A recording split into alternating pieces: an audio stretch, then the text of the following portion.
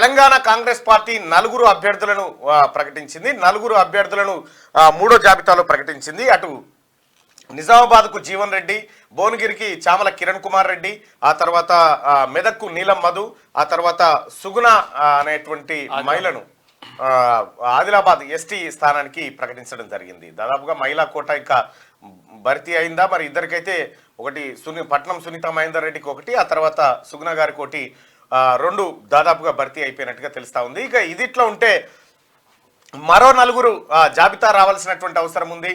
మరో నలుగురు అభ్యర్థులను ప్రకటించాల్సినటువంటి అవసరం ఉంది. కాంగ్రెస్ పార్టీ ఇప్పటికే మొత్తం 13 మంది అభ్యర్థులను ప్రకటించింది కాంగ్రెస్ పార్టీ.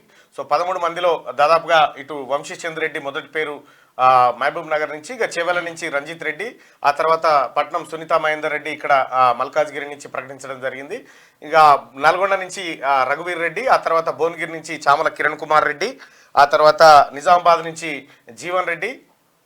సో మొత్తానికి ఇట్లా ఒక 13 స్థానాలను ప్రకటించడం జరిగింది కాంగ్రెస్ పార్టీ. మరో 4 స్థానాలు కరీంనగర్, ఖమ్మం, హైదరాబాద్, ఆ తర్వాత వరంగల్, ఈ 4 స్థానాలకు అభ్యర్థులను ప్రకటించాల్సినటువంటి అవసరం ఉంది. ఇక హైదరాబాద్ స్థానంలో బీసీలకు అవకాశం ఇవ్వాలనేటువంటి ఆలోచన కూడా చేస్తున్నట్టుగా తెలుస్తా ఉంది. హైదరాబాద్ అసదుద్దీన్ ఓవైసీ పైన బీసీ నిలబెడితే ఎలా ఉంటుందని ఆలోచన చేస్తున్నట్టుగా సర్వేలు చేస్తున్నట్టుగా తెలుస్తా ఉంది. సో మొత్తానికి కాంగ్రెస్ పార్టీ 17 స్థానాలను ఈ నెల 31 తారీఖు లోపు 31 తారీఖు రోజు కంప్లీట్ చేసేటువంటి అవకాశం స్పష్టంగా కనిపిస్తూ ఉంది. ఇంకా ఈ అంశం ఇట్లా ఉంటే